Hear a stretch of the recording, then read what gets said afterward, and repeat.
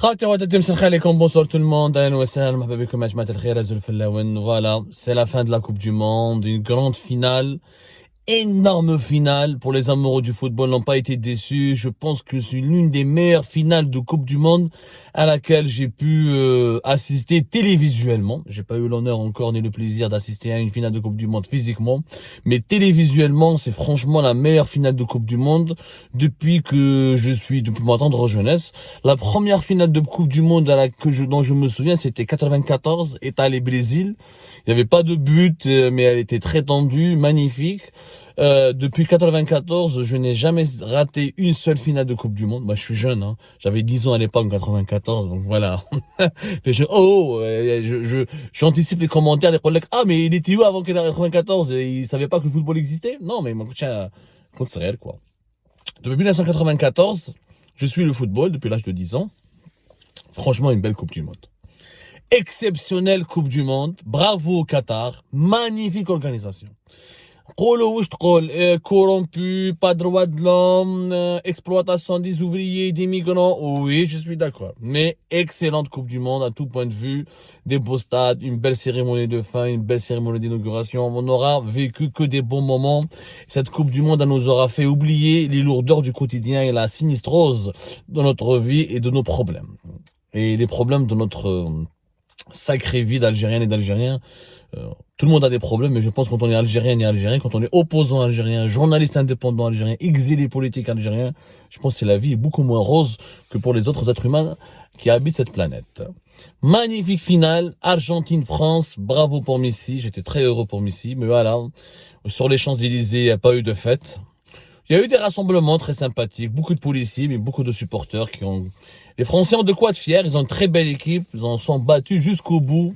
Mbappé, futur grand joueur, rien à dire. Actuellement grand joueur, mais il pourra peut-être, je ne sais pas s'il fera ce que Messi a fait pour le football mondial, mais en tout cas, il est bien parti pour le faire. Une très belle finale du jeu, du beau jeu, du suspense jusqu'au bout, des jolis buts. L'Argentine, le deuxième but, c'est un bijou. Le deuxième but de la France avec Kylian Mbappé est un bijou. Franchement, on a vécu une soirée exceptionnelle et merci aux deux équipes. L'Argentine mérite amplement d'être champion du monde. Messi mérite. Maintenant, on ne pourra pas dire que Messi n'égale pas Maradona. Je pense qu'aujourd'hui, l'histoire retiendra que Messi égale maintenant Maradona. Il a rendu à son pays ce que son pays attendait de lui depuis très longtemps. حبيت نحكي لكم اليوم à l'occasion de cette fin du monde, un tweet m'a vraiment beaucoup frappé et je voulais le partager avec vous. Un tweet qui a été fait par le président du Kenya, William Ruto. Samuel William Ruto, qui est le président du Kenya, l'un des plus importants pays de l'Afrique, notamment un pays de l'Afrique de l'Est, très connu pour ses grandes réserves naturelles, pour partager le Kilimandjaro avec la Tanzanie, le mont le plus élevé de l'Afrique, pour ses safaris, pour les Maasai, grande histoire Kenya, un très beau pays que j'ai pas eu l'honneur de visiter. J'étais juste à côté, moi j'ai fait l'Ouganda et j'étais à la frontière du Kenya. J'ai rencontré pas mal de Kenyans et de Kenyanes. C'est un peuple très sympa et très charmant. Mais c'est un pays très intéressant, l'un des pays les plus prometteurs, en dépit de plusieurs problèmes politiques et crises internes et des problèmes interethniques, le Kenya arrive à se construire et c'est un pays, l'un des pays en tout cas les plus stables du continent africain, même s'il a connu beaucoup de crises récemment, beaucoup de bouleversements. Il réalise un très beau un taux de croissance économique et les nouvelles technologies, beaucoup de secteurs économiques sont en développement au Kenya et c'est parmi les futurs pays émergents sur le continent africain. Le président du Kenya, William Ruto, il était élu président depuis septembre 2022, récemment. Il a fait un tweet. Le président du Kenya, vraiment, il a une vie exceptionnelle, une vie d'un film. Quand il était petit, il était vendeur de poulet sur les bords de route. Il vendait du poulet sur les bords de route pour nourrir sa famille. Bon, il a fait beaucoup de conneries, on l'a impliqué dans des crimes, on l'a dit qu'il a volé une exportation agricole lorsqu'il y avait certaines manifestations violentes dans certaines régions du Kenya. Il y a tout un film. Il a autant de détracteurs que d'admirateurs. Mais bon, William Ruto, lui, donne un tweet. Oui, il a parlé de il a parlé du match de ce soir, de cette finale Argentine-France. Il a rendu hommage aux deux équipes. Il a parlé de l'équipe de France comme étant l'équipe la plus africaine du tournoi. Il a dit, j'ai supporté, il a soutenu l'équipe de France parce que c'est l'équipe la plus africaine. Dommage, apparemment, il a fait un pari, je payerai mon pari parce qu'il a parié sur l'équipe de France. Il a souhaité bonne chance et bon courage à tout le monde. Il a dit bravo aux deux équipes. Mais il a fait une photo, il a publié une photo avec l'ensemble des joueurs français d'origine africaine. Mbappé, sa mère est algérienne et son père d'origine camerounaise. Chouamini, Ousmane Dombele, sénégalais mauritanien. Kamavinga d'origine de l'Angola. Il a mis tous les joueurs de l'équipe de France qui sont très connus. C'est pas la peine de reciter la liste. Ils sont en tout cas très nombreux. Il a donné leurs origines sénégalaises ou congolaises ou angolaises ou camerounaises ou algériennes, comme Benzema, comme Kylian Mbappé. Il a vraiment publié, et le tweet il a beaucoup cartonné, parce c'était un président africain qui dit qu'il faut soutenir l'équipe de France parce qu'il y a beaucoup d'Africains qui représentent l'Afrique et ce sont les enfants de l'Afrique aussi. Et je pense que c'est une très bonne initiative de la part du président du Kenya, qui dit quelque part que c'est la victoire de l'Afrique aussi avec cette finale de la Coupe de France. Finale de la Coupe du Monde à laquelle a participé la France. Enfin, le fait que la France arrive jusqu'à la Coupe du Monde, jusqu'à la finale de la Coupe du Monde, sans ses joueurs d'origine africaine, elle n'aurait jamais pu le réussir. Il y a eu un débat d'ailleurs sur les télévisions françaises récemment, où les intellectuels antiracistes et partisans de la diversité culturelle et du multiculturalisme ont répondu aux racistes et à l'extrême droite française, avec lequel on enlève tous les joueurs d'origine étrangère ou d'origine africaine de l'équipe de France, il y aura même pas de quoi faire une équipe de volleyball. La France ne pourrait même pas peut-être passer le premier tour. Mais ce qui est intéressant, c'est que la France, sa puissance, le fait qu'elle est devenue une grande nation de culture, de sport, de politique, une nation très importante. Bien sûr, la France était puissante depuis 3 ou 4 siècles, déjà depuis 3 siècles minimum. Il y en a depuis depuis le 18e siècle, depuis la Révolution française et l'époque napoléonienne, et la France est une grande puissance. Elle n'a pas attendu l'immigration. Mais grâce à l'immigration, la France a contribué à maintenir son rayonnement à travers le monde, à maintenir sa puissance sur la scène géopolitique mondiale, soit sur la scène culturelle ou économique, en dépit de la perte de son empire. La perte de son empire et la France, la décolonisation des colonies françaises a été beaucoup plus violente et beaucoup plus, comment dirais-je, beaucoup plus puissante et beaucoup plus elle était beaucoup plus violente, beaucoup plus meurtrière. La Grande-Bretagne, mis à part quelques cas très particuliers, ils ont quitté leur colonie de manière très douce, ils ont fait le Commonwealth. La France, elle a voulu conserver l'Algérie tout coûte que coûte. Il y a eu beaucoup de violence, comme à Madagascar auparavant, comme notamment comme dans certains pays qui mal Cameroun, mais en tout cas, il y a eu beaucoup de violence. Et énormément de violence, notamment en Algérie. Bon, mais en début de cette décolonisation terrifiante et terrible, l'Indochine pour la France, Dien Bien Phu, la grande débâcle de l'armée française, après la Deuxième Guerre mondiale, qui rappelle beaucoup de mauvais souvenirs aux militaires français. En début de cette décolonisation violente, la France a tiré profit de l'immigration et de sa présence dans ses ex-colonies, et la présence sur son territoire de fortes communautés originaires de ses anciennes colonies a apporté beaucoup à la France. Et la France a utilisé la diversité culturelle pour devenir une grande nation rayonnante, notamment dans le sport, où toi tu vois les Jeux Olympiques, beaucoup d'athlètes français sont d'origine étrangère, non d'origine africaine. L'équipe nationale de football, de handball, de rugby, mais notamment le football, la France, elle a fait 2 finales. Elle a déjà gagné une finale de Coupe du Monde en 2018, finaliste en 2022, c'est exceptionnel.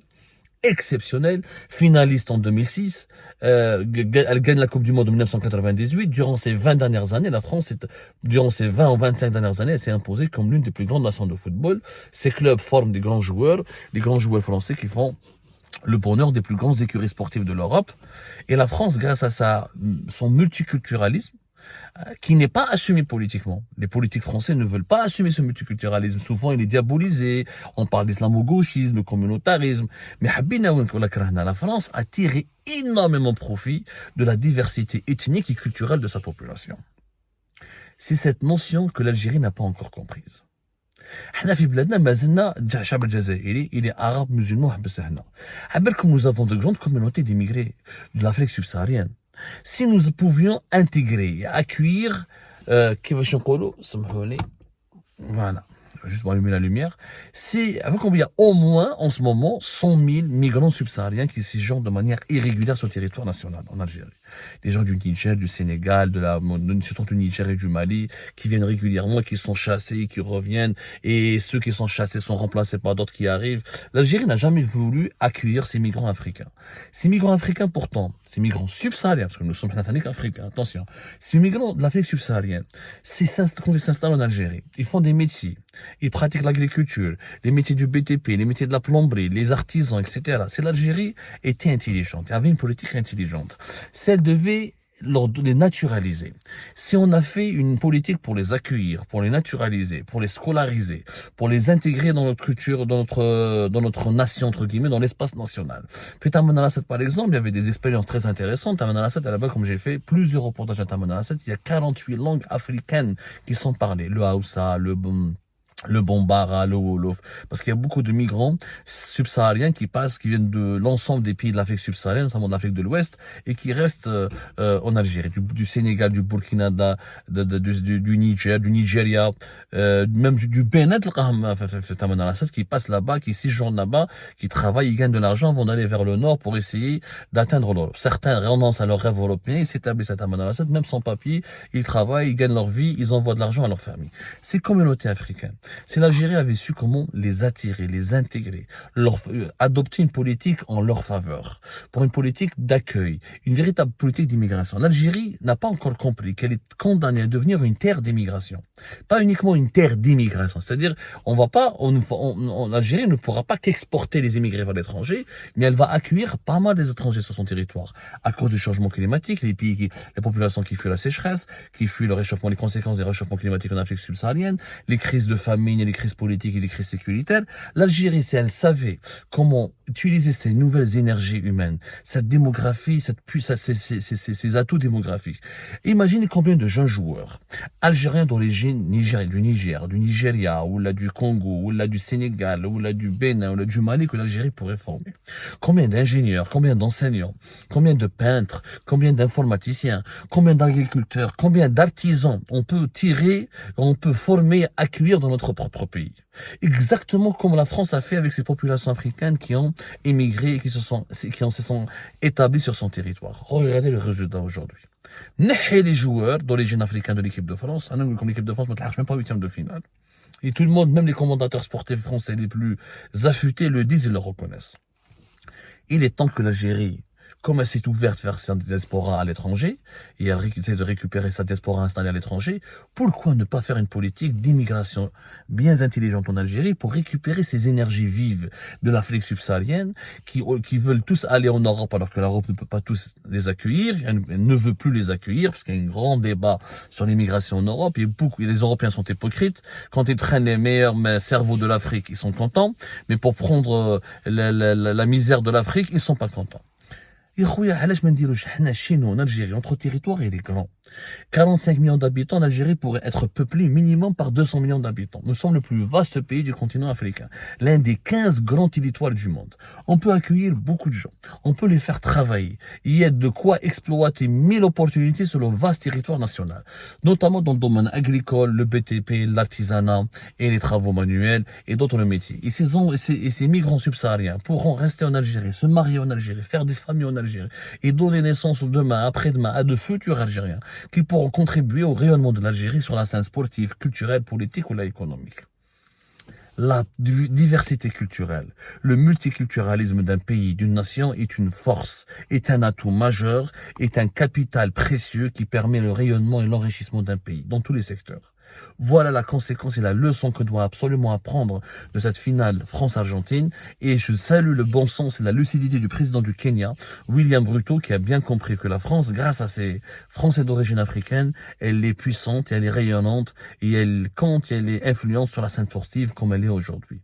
Il faudra tirer la leçon que les pays africains, notamment l'Algérie, peut-être devraient reproduire la même politique basée sur la diversité culturelle et le multiculturalisme assumé et intelligent et intelligible.